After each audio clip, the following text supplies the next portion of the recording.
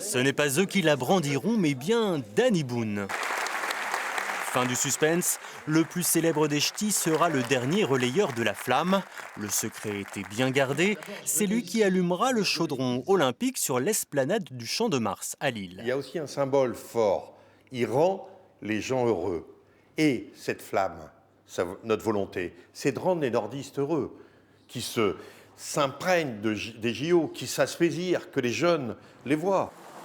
Et justement, ce sont 1500 jeunes d'Avesnes-sur-Helpe qui accueilleront la flamme dès son arrivée dans le Nord. Première étape d'un périple qui embrasera Dunkerque et les plages de Malo dans une ambiance, on l'espère, aussi chaude qu'au carnaval.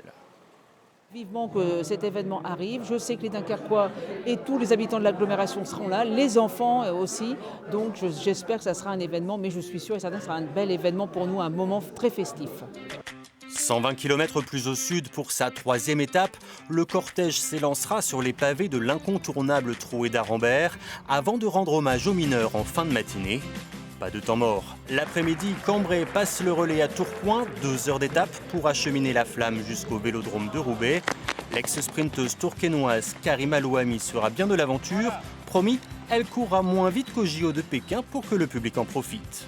Quand on est retraité sportif comme moi et qu'on a la chance et l'honneur de pouvoir porter la flamme, on revit un peu des deuxièmes jeux, mais c'est vraiment différent. J'arrive pas à l'exprimer, mais c'est vraiment une fierté. Et même si ça va pas durer longtemps, c'est vraiment un moment qui restera gravé. Des souvenirs en grand, en géant même.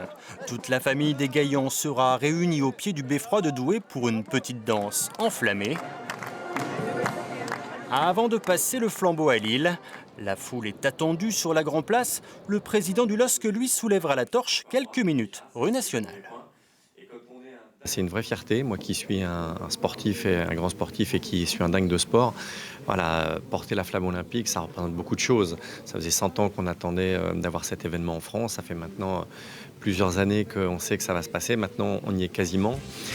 Un marathon de 7 étapes pour illuminer les grandes villes du Nord et leurs trésors, avant de rejoindre le Pas-de-Calais le lendemain matin.